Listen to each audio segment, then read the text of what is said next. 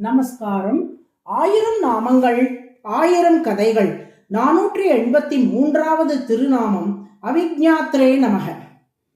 தன்னடியார் திரதகத்து தாமரையாள் ஆகிலும் சிதகு உரைக்கு மேல் என்னடியார் அது செய்யார் செய்தாரேல் நன்று செய்தார் என்பர் என்று பெரியாழ்வார் பாடுகிறார். இதன் கருத்து யாதனில் ஒரு ஜீவாத்மா பற்பல தவறுகள் செய்துவிட்டு பின்னொரு சமயம் மனம் திரிந்து திருமகளின் திருவடிகளை பற்றி அவளது பரிந்துரையோடு திருமாலிடம் சரணடைகிறான். திருமகளின் பரிந்துரையை ஏற்ற திருமால் அவனை ஏற்றுக்கொள்வதாக சம்மதித்து விடுகிறார். திருமால் சம்மதித்த பின் திருமகள், சுவாமி, இவன் இதுவரை செய்த பாப்பங்களை எல்லாம் கொஞ்சம் நினைத்து பார்த்தீர்களா? பற்பல பொய்கள் பேசி இருக்கிறான். பிறருக்கு எந்த உதவியும் இவன் செய்ததில்லை. மனதில் ஈரமோ இரக்கமோ இல்லாதவனாக இருந்திருக்கிறான். இவனுக்கு போய் அருள் புரிய போகிறீர்களா? உங்கள் முடிவை சற்றே மறுபரிசீலனை செய்யுங்களேன் என்று சொல்கிறாளாம். இப்படி மகாலட்சுமி சொன்னவாறே திருமால், இல்லை தேவி, அவன் எனது பக்தன் என்று அபிமானித்து விட்டேன், அங்கீகரித்து விட்டேன். என் பக்தன் அப்படிப்பட்ட தவறை ஒரு நாளும் செய்ய மாட்டான் என்று பதில் சொல்வாராம். அவன் குற்றம் செய்தமைக்காக ஆதாரத்தை திருமகள் எடுத்து காட்டினாலும் அப்படி என் பக்தன் தான் செய்திருக்கிறான் என்றால் அவன் நன்றாகத்தான் செய்திருக்கிறான், நல்ல செயல்தான் செய்திருக்கிறான் என்று பொருள். எனவே நான் அவனை காப்பாற்றியே தீருவேன் என்று பதில் சொல்வாராம்.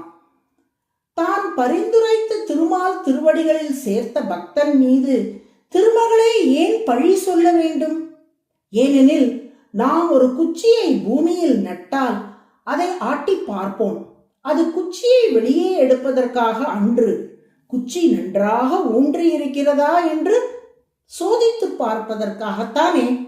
அதுபோலத்தான் மகாலட்சுமி பக்தனுக்காக திருமாலிடம் பரிந்துரை செய்துவிட்டு அந்த பக்தனை காப்பதில் அவருக்கு எவ்வளவு தூரம் உறுதி இருக்கிறது என்பதை பரிசோதித்து பார்க்கவே அவரிடம் அப்பக்தனை பற்றி சில குறைகளை சொல்லி பார்க்கிறாள். என்னடியார் அது செய்யார் என்றோ, என்னடி யார் அது செய்யார் என்றோ திருமால் உறுதியாக பதில் சொன்னால் நாம் செய்த பரிந்துரை பலித்து விட்டது. இந்த பக்தனை இவர் நிச்சயம் காத்து விடுவார் என்ற நம்பிக்கையை பெற்று மகாலட்சுமி மகிழ்கிறாள். தமது வரதராஜஸ்தவம் என்ற ஸ்துதியில் காஞ்சிபுரம் அத்திகிரி வரதராஜ பெருமாளை பார்த்து, அனன்யாதீனத்வம் தவ கில ஜகுர்வைதிக கிரஹ பராதீனம் த்வாம் து பிரணத பரதந்திரம் மனுமஹே உபாலம்போயம் போஹோ ஷயதி பத சார்வஜ்ஞமபிதே யதோ தோஷம் பக்தேஷு இகவரத நைவா கலயசி. வரதராஜா, நீ யாருக்கும் கட்டுப்படாத சுதந்திரமானவன் என்று வேதங்கள் சொல்லுகின்றன. ஆனால் நீயோ பக்தர்களுக்கு கட்டுப்படுபவனாக இருக்கிறாய். நீ எல்லாம் அறிந்தவன் என்று வேதங்கள் சொல்லுகின்றன. ஆனால் உனக்கு தெரியாத விஷயம் ஒன்று இருக்கிறது. உன் பக்தர்கள் செய்யும் தோஷங்கள் மட்டும் உன் கண்களுக்கு தெரிவதில்லை. அதாவது அவற்றை நீ கண்டாலும் பக்தர்கள் மீதுள்ள அன்பால் கண்டு கொள்ளாமல் அவர்களை மன்னித்து விடுகிறாய் என்று தெரிவிக்கின்றார். இப்படி தன் அடியார்கள் செய்யும் குற்றங்களின் விஷயத்தில் அதை அறியாதவர் போல் இருந்து அவர்களை மன்னித்து விடுவதால் திருமால் அவிஜ்ஞாதா என்று அழைக்கப்படுகிறார். அவிஜ்ஞாதா என்றால் அறியாதவர், அடியார்கள் செய்யும் குற்றங்களை அறியாதவர் என்று பொருள். அதுவே சகஸ்ரநாமத்தின் 483வது திருநாமம்.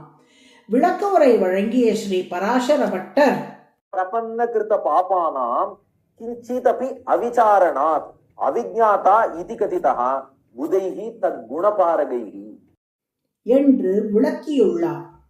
சரணாகதர்கள் செய்த பிழைகளை கொஞ்சமும் அறியாதவர் போல் இருப்பவர் என்பது இதன் பொருளாகும். அவிஜ்ஞாத்ரே நமக என்று தினமும் சொல்லி வரும் அன்பர்களின் பிழைகளை திருமால் நிச்சயம் பொறுத்தருளுவார். நாராயண நாராயண.